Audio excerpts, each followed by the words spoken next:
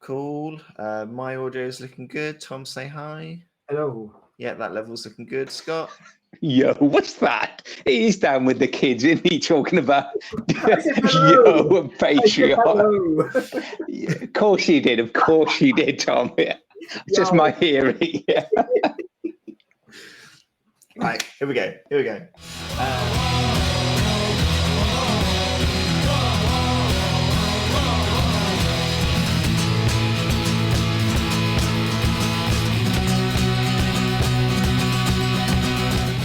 Hello, everyone. Welcome to New Dice Please, the bite-sized Blood Bowl podcast brought to you by the people at Blood Bowl Live. My name is Chris. I am joined once again by the wonderful Scott. Scott, hello. Hello, Chris. Hello, Tom. And of course, Tom, as Scott mentioned. Tom, hello, Yeah. sir. Hello. You're right. Thank you for joining us, everyone. This week, what have we got for you this week? We are delving into the world of fantasy, not in a weird way. We've had a little bit of a look at some different things relating to teams and sevens, and we decided we would try and put together our ideal, perfect fantasy sevens team for Blood Bowl. Now, if you haven't played sevens, then do it. It's great fun. Yeah, you can find all the rules in Death Zone. If you have, you'll know that the rules and what you can bring to the table are a bit different. So, budget-wise, we're sticking to a 600k budget. You can only take 4 positionals, and the maximum of each individual kind of positional is the kind of standard from the book. So, for example, no taking of all 4 war dancers. You are limited to 2, and you have to have the rest of your team, other than your 4 positionals, have to be linemen.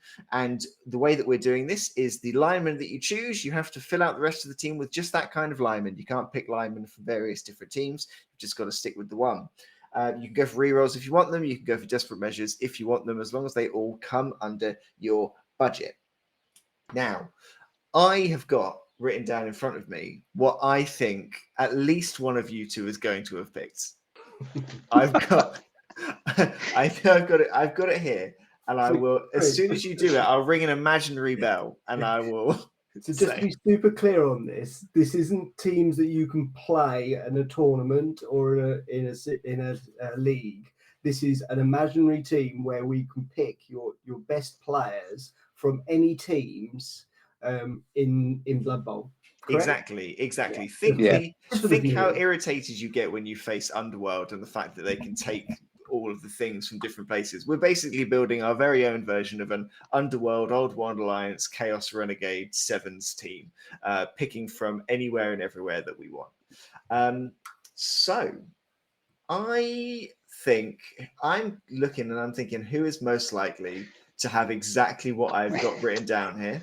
And I'm tempted to ask Scott to go first. Okay, before I start then, what's your team value, Chris, and what's your team value, Tom? Just so I know where my ballpark is. I am sat at 595. Tom? I'm sat on exactly 600. Ooh, that's nice. Okay, so in terms of my team, so first of all, apologies to viewing and chat. Chris, when you said we need to look at World of Fantasy, that's not what came up on my Google search results, but that's for another day anyway. And I've got to be careful now trying to clean up my search history. You're in a hotel room, Scott. Anything goes. Yeah, but that makes it even more suspect. What are you looking at World of Fantasy for now? Yeah, just don't put a UV light on that bed. As regulars will know, this is part of my tour de force of the UK's finest, the premier hotel establishments. So my team, first up, Gutter Runner. Knew it. Yep. Yeah, I had to. Yeah. Mark that off the bingo cards. Okay. Second positional, War Dancer. Got it. Yep. Bingo. Yeah, next. Third positional, Dark Elf Runner. Oh, I didn't have that. Ooh. Okay. Fourth positional, you like this, Tom. It's a dirty bed sheet. It's a Wraith. Ooh, okay.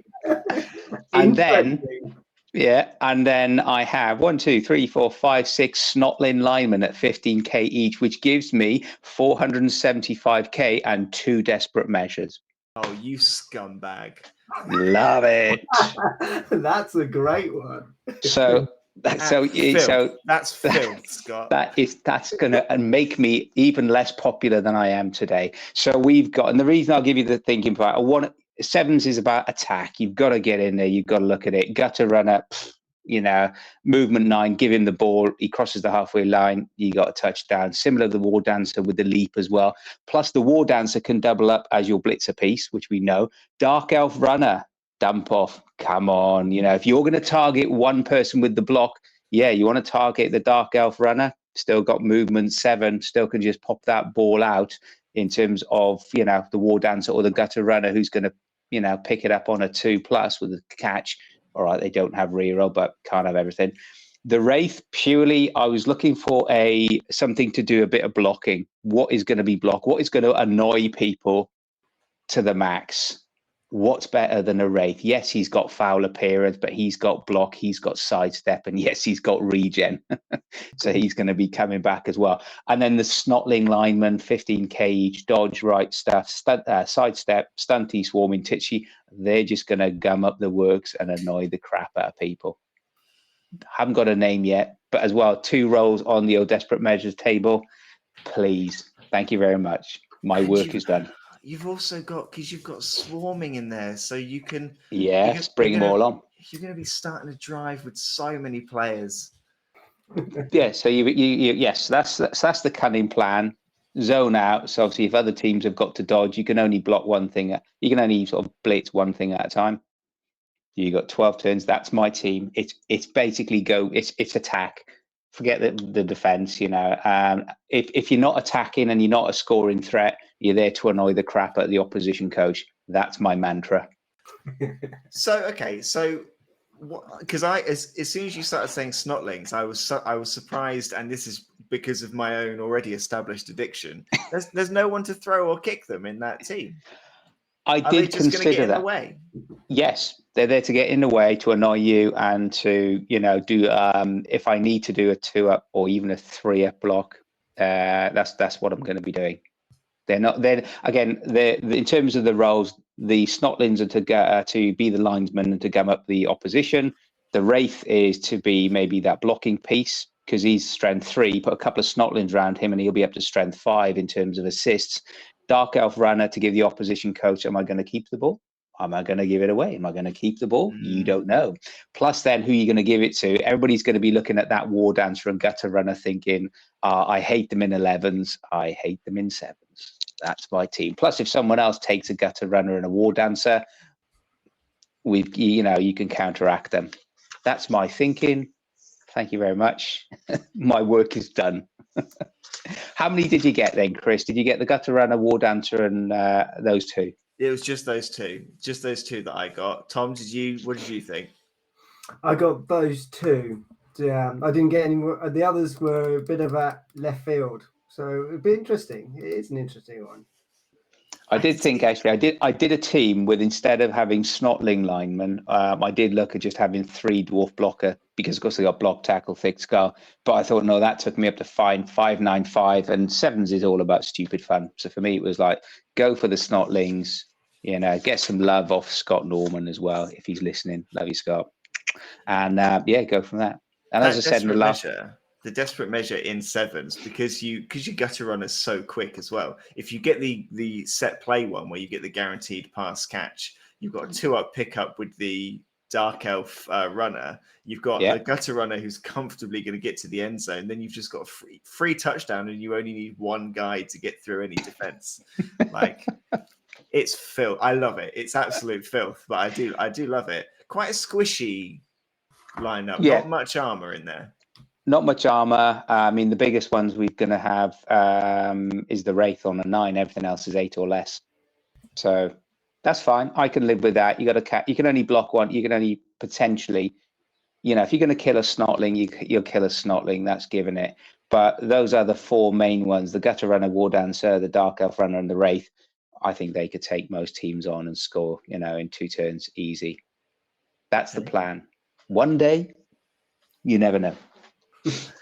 Okay, I like it. I like that. Tom. I like that lineup. Tom, what are you bringing to the table, Tom? Okay, so I went through a couple of variations, but I've landed on. I've got 2 options that come to exactly 600. So, but the one I've chosen is starting off with a war dancer, Yep. following up with a werewolf, Yeah. That's cool. Yeah. then having a Skaven thrower, Mm-hmm. followed by an Elven Union catcher. Ooh, okay. Ooh. So really maximizing on the passing kind of abilities of pick up, move, and throw and run around, plus a reroll, which leaves me with 495. So what's better than 6 snotlings? But 7 snotlings, Yeah.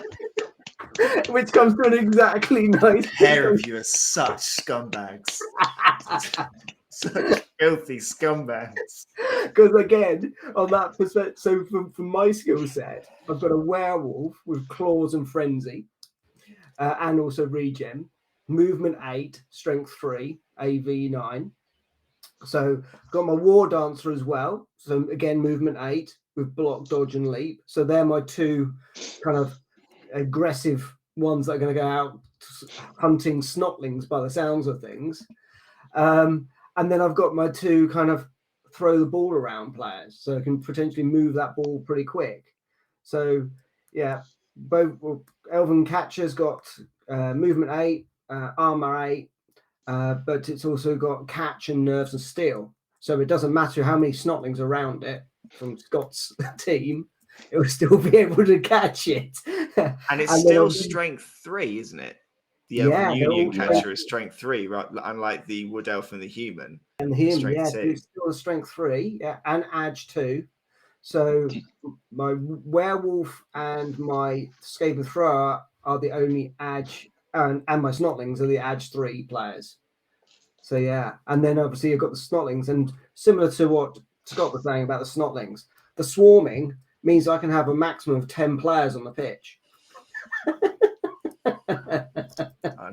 Why do I think Chris has gone with a tree and a big thrower, kicker, or at least 2?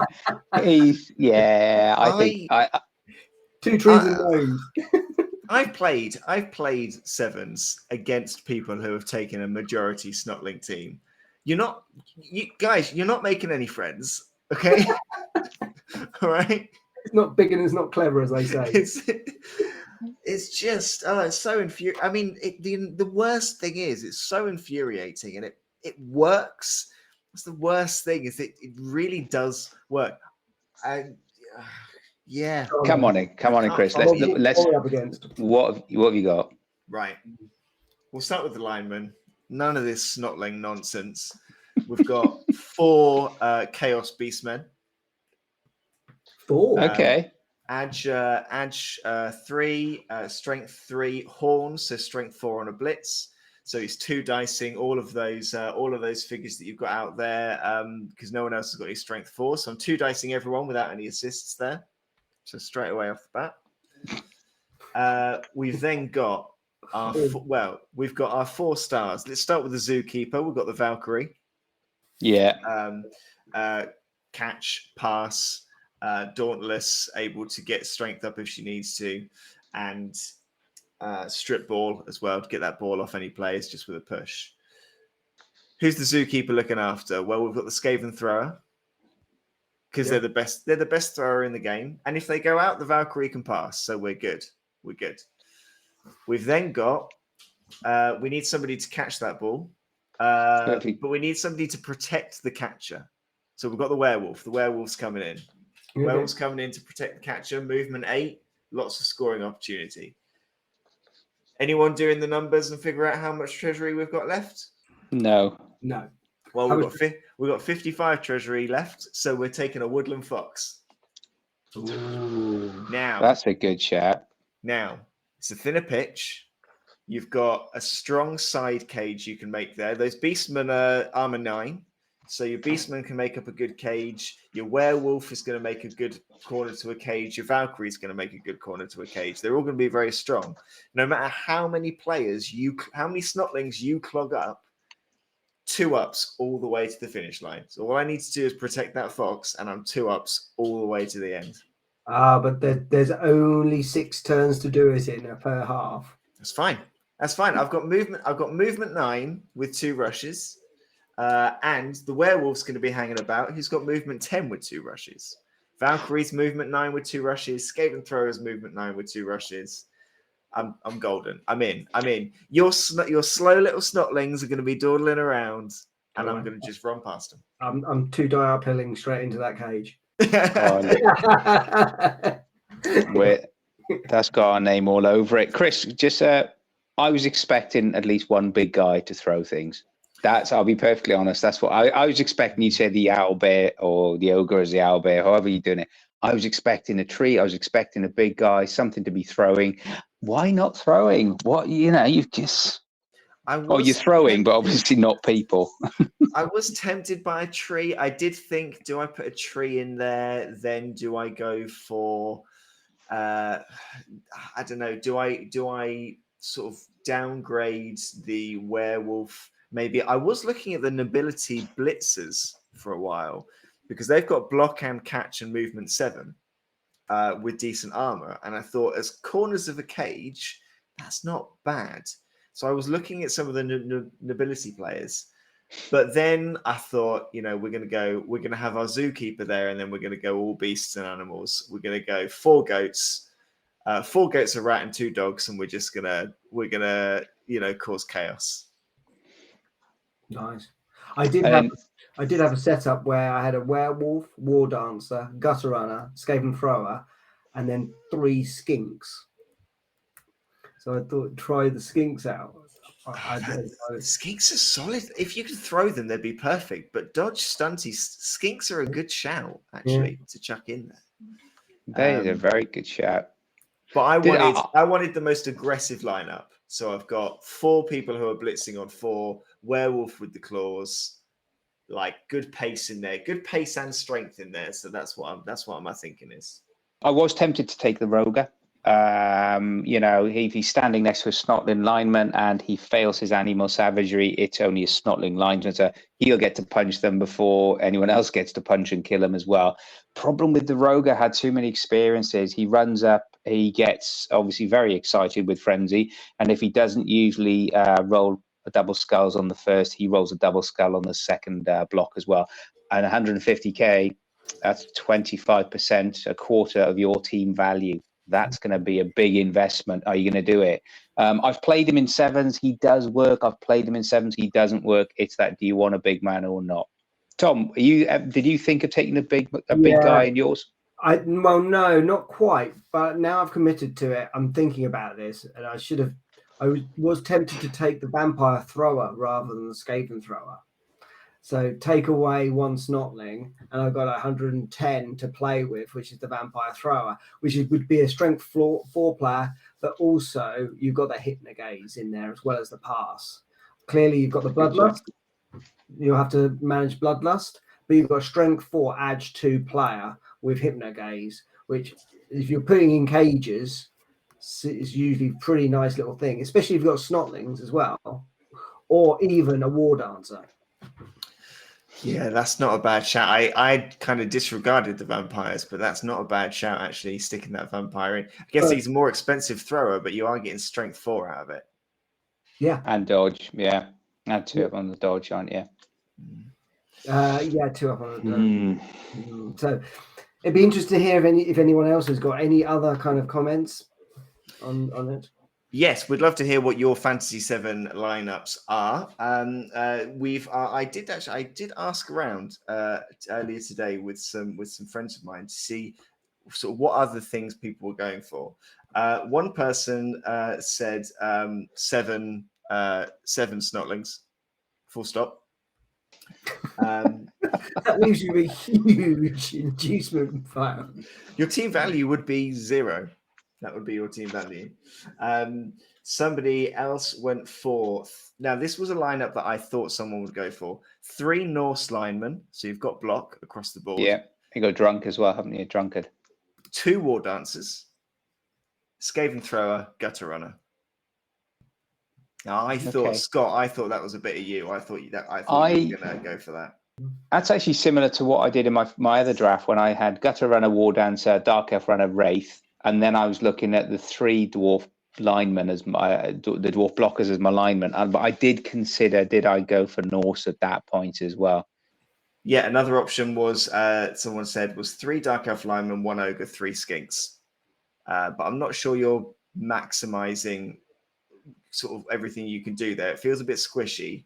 And I wonder whether you maybe, I mean, skinks are also linemen. So we never said you couldn't take a lineman as one of your positionals, but I wonder whether I'd get rid of a skink and maybe in that scenario, maybe chuck a halfling in there.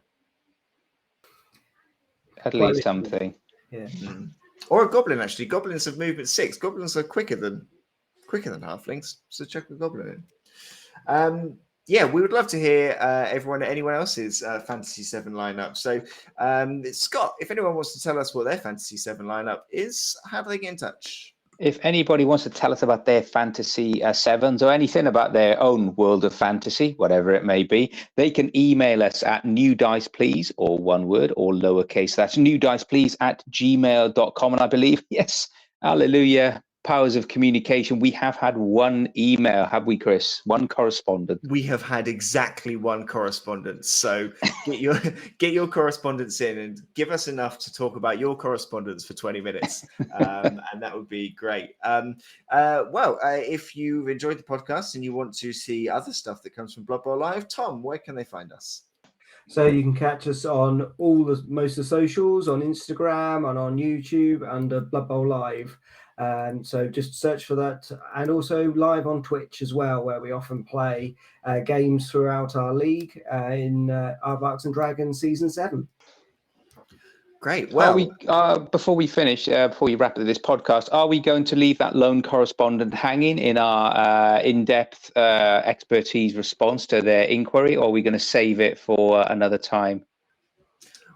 Let's leave them hanging. But if you are the person who's emailed us, just know that we have an answer to your question, and it was not much discussion. We know who the culprit is. Let's put it that way. Thank you very much, Scott. Thank you very much, Tom. Thank you, everyone, for listening. Keep an eye out, because at some point in the future, we're going to play these 7s teams against each other, and we're going to actually give them a go. So keep an eye out for that in the future. But that's it for New Dice Please this week. Thank you very much for listening, and we will catch you on the next one.